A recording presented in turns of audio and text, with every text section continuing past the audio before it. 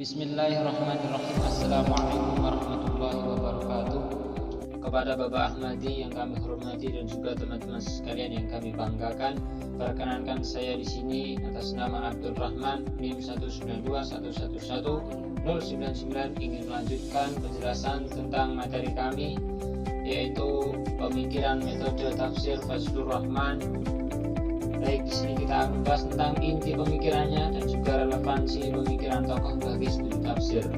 Langsung saja, inti pemikiran metode tafsir Fazlur Rahman dan contohnya sesuai yang telah disampaikan rekan kami Fadilah Sintia Khaibin dan juga Ifalila di awal mengenai biografi tokoh Fazlur Rahman, bahwa ia lahir di masa modern, maka apa-apa yang dipikirkan olehnya wajar saja kalau dia membahas persoalan tentang yang kekinian atau sering disebut dengan kontemporer. Nah, mengenai studi tafsir ini teman-teman sekalian, menurut Fazlur Rahman, satu-satunya metode tafsir yang dapat diterima dan mampu mengakomodasi tuntunan intelektual dan integritas moral adalah metode yang merujuk pertama kali pada kritik sejarah dalam makna yang seluas mungkin. Hanya dengan cara inilah apresiasi yang murni terhadap tujuan-tujuan Al-Quran dan hadis dapat dicapai. Untuk itu ia memperkenalkan metode tafsirnya, yaitu metode gerakan ganda atau double movement method. Sebenarnya ada 3 metode tafsir yang ia gunakan dalam penafsiran ayat-ayat Quran, yaitu pendekatan sosio-historis, teori gerakan ganda, dan pendekatan sintetis logis. Masing-masing metode ini ia gunakan sesuai dengan ayat Quran yang sedang ia tafsirkan. Nah, sekarang kita akan membahas poin inti dari pemikiran Fazlur Rahman, yaitu salah satu pemikiran metode yang terkenal dari ia adalah double movement atau metode gerakan ganda. Kehadiran metode gerakan ganda ini dipicu oleh kekecewaan Rahman terhadap ulama atau sarjana modernisme klasik yang lebih cenderung mengeksploitasi warisan Islam historis dalam menangani isu pembaharuan. Metode double movement memiliki 2 gerakan dalam mengkaji. Gerakan pertama terfokus pada pengkajian konteks sosial moral umat Islam di masa Nabi SAW dan menemukan deskripsi yang komprehensif tentang dunia saat itu. Sementara gerakan kedua mencoba memanfaatkan nilai dan prinsip yang umum dan sistematis untuk diterapkan ke dalam konteks pembaca Al-Quran kontemporer atau kekinian atau masa saat ini. Metode gerakan ganda merupakan proses penafsiran Al-Quran yang bermuara pada suatu gerakan ganda dari situasi kontemporer menuju era Al-Quran diturunkan lalu kembali lagi ke masa sekarang. Kami ulangi sekali lagi, yaitu dari situasi kontemporer yang sekarang ini banyak permasalahan yang baru menuju era Al-Quran diturunkannya dulu lalu kembali lagi ke masa sekarang. Metode yang digunakan Fazlur Rahman ini tampak menjanjikan sebenarnya, namun di sisi lain datang berbagai kritik yang memperlihatkan bahwa gagasannya belum cukup handal dalam menyelesaikan persoalan umat Islam yang notabene mendiami berbagai wilayah geografis dunia dan memiliki perbedaan kultur atau budaya. Dalam artian, penyelesaian masalah di satu tempat tidak menjamin terselesaikannya masalah serupa di tempat lain. Selanjutnya, akan kami jelaskan sedikit mengenai mekanisme penerapan metode gerakan ganda yang direalisir dalam 3 tahapan, yaitu perumusan pandangan dunia Al-Quran, sistematisasi etika Al-Quran, dan mematrikan etika tersebut ke dalam konteks kontemporer. Yang pertama yang kita bahas adalah perumusan pandangan dunia Al-Quran. Berkaitan dengan perumusan pandangan dunia Al-Quran, Fazlur Rahman mewanti-wanti agar prinsip penafsiran yang memperhatikan latar sosio-historis tidak diterapkan sama dengan perumusan etika Al-Quran. Artinya, hal ini perlu dilakukan mengingat hanya dengan menjernihkan pemahaman terhadap pandangan dunia Al-Quran, barulah etika Al-Quran sebagai sumber formulasi hukum Islam kontemporer dapat dibangun. Bahkan lebih jauh lagi, dimensi metafisis Al-Quran ini atau pandangan dunia Al-Quran merupakan latar belakang bagi elaborasi yang koheren atas pesan-pesan Al-Quran dalam bidang moral, sosial, dan hukum. Dalam hal ini, Rahman menegaskan bahwa nilai-nilai moral adalah poros yang krusial dari seluruh sistem yang darinya hukum lahir. Sebab itu maka hukum harus dirumuskan atas dasar-dasar nilai moral, sehingga secara otomatis hukum akan berkaitan dengan moral. Itulah prinsip yang dibangun oleh Fazlur Rahman. Yang kedua, sistematisasi etika Al-Quran. Seperti pandangan dunia Al-Quran, Rahman menilai bahwa umat Islam selama ini belum pernah mengupayakan suatu etika Al-Quran, baik secara sistematis atau tidak. Padahal itu dibutuhkan, karena tanpa suatu sistem etika yang diformulasi secara gamblang, seseorang tak akan pernah berlaku adil terhadap hukum Islam, di mana hukum seharusnya diproduk dari upaya sistematisasi etika Al-Quran dan Sunnah Nabi dengan mempertimbangkan situasi kontemporer yang dihadapi. Karenanya hukum akan beradaptasi dengan perubahan situasi sosial, tetapi nilai etikanya akan selalu konstan. Selanjutnya adalah penumbuhan etika Al-Quran ke dalam konteks kontemporer. Tahapan ini merupakan gerakan kedua dari metode tafsir yang digagas oleh Fazlur Rahman.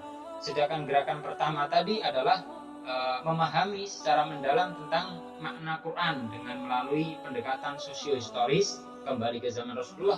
Nah, selanjutnya ini mekanisme penumbuhan ini meliputi modifikasi aturan-aturan lama selaras dengan situasi kontemporer, asalkan tidak memperkosa alias mengambil prinsip-prinsip yang telah disistematisasikan ke dalam etika Al-Quran. Adapun di antara prinsip yang dapat direduksi dari etika Al-Quran adalah prinsip keadilan sosial dan ekonomi dan prinsip egalitarianisme Islam. Melalui prinsip ini, aturan lama akan dimodifikasi selaras dengan situasi kontemporer.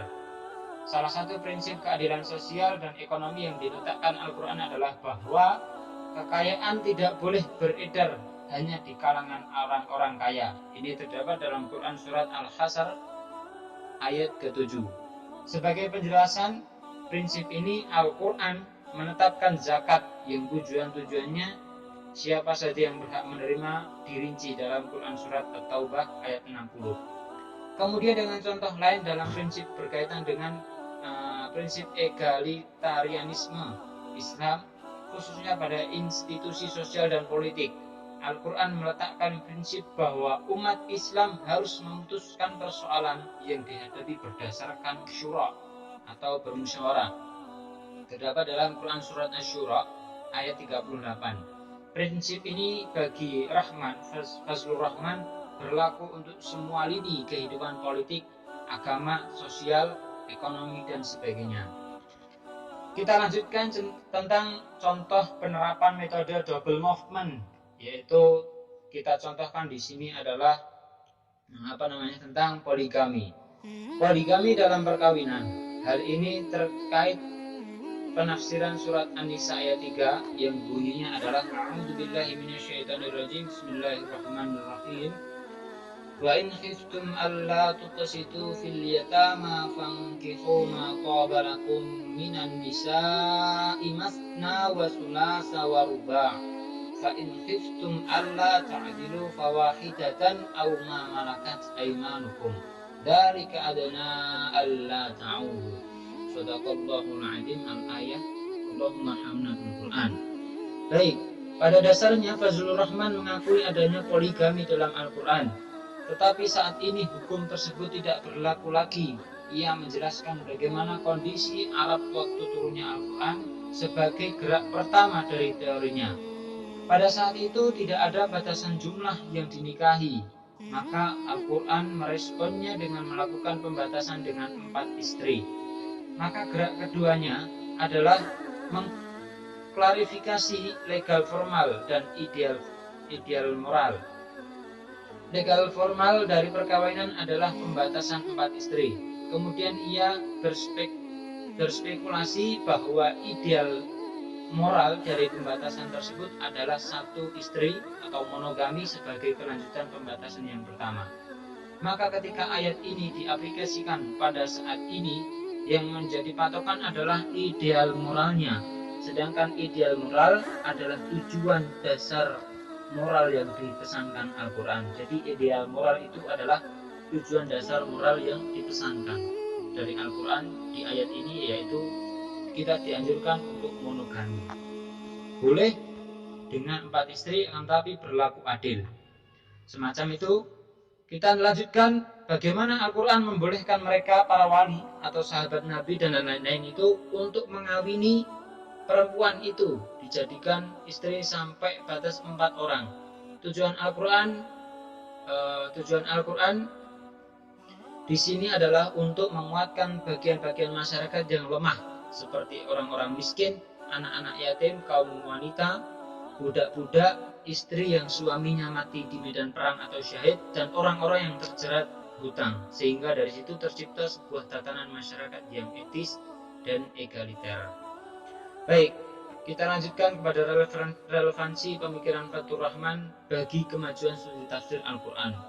Wacana tentang metodologi tafsir Al-Quran memang bukan suatu fenomena yang baru dalam umat Islam, karena sejak awal eksisnya Islam di bumi, berbagai metode telah coba diangkat dan diterapkan, ya, baik yang didasarkan pada riwayat atau ma'thur maupun pada hasil nalar atau ra'i. Dalam kaitan ini setidaknya ada 4 buah metode tafsir yang populer dan mewarnai karya tafsir, mulai dari yang klasik sampai modern. Metode global, contohnya ialah metode global, yaitu ijmali, analitis, tahlili, perbandingan, muqarrin, dan tematik maudhu'. Kemudian dengan hadirnya suatu zaman yang hadir di tengah-tengah masyarakat muslim, di mana di dalamnya terdapat hal-hal yang baru, yang dari hal baru itu haruslah ada sebuah hukum yang tetap sesuai dengan ajaran syariat Islam, agar umat muslim tidak terjerumus pada jalan kesesatan. Maka berangkatlah dari hal itu, tokoh yang kita bahas kali ini, yaitu Fazlur Rahman, telah termotivasi untuk menawarkan suatu metode tafsir yang setidaknya mampu mereduksi subjektivitas tersebut, dapat diterima secara terbuka, dan mampu berlaku adil terhadap tuntunan intelektual dan integritas moral. Lebih dari itu, metode ini mampu menyelesaikan persoalan umat Islam kontemporer yang kekinian tanpa harus mengorbankan keyakinan mereka. Metode ini terkenal dengan sebutan gerakan ganda, double movement. Metode gerakan ini adalah penafsiran pesan Al-Quran yang berangkat dari situasi sekarang menuju ke situasi era Al-Quran diturunkan. Kemudian setelah diketahui konteks historis pesan itu dan disarikan prinsip-prinsip ideal moralnya, kembali lagi kepada situasi sekarang guna mengaplikasikan prinsip tersebut setelah mempertimbangkan perubahan sosial yang ada. Maka dengan adanya metode ini, menurut saya pribadi, akan membuahkan sebuah pemikiran yang layak sebagai sebuah solusi alternatif yang sangat dinantikan, terutama untuk menggantikan metode klasik yang mulai ditinggalkan dan terkesan kurang kondusif dalam menyelesaikan persoalan kontemporer. Metode Fazlur Rahman itu berpangku erat pada sumber historis, di mana tidak sedikit mengundang kontroversi.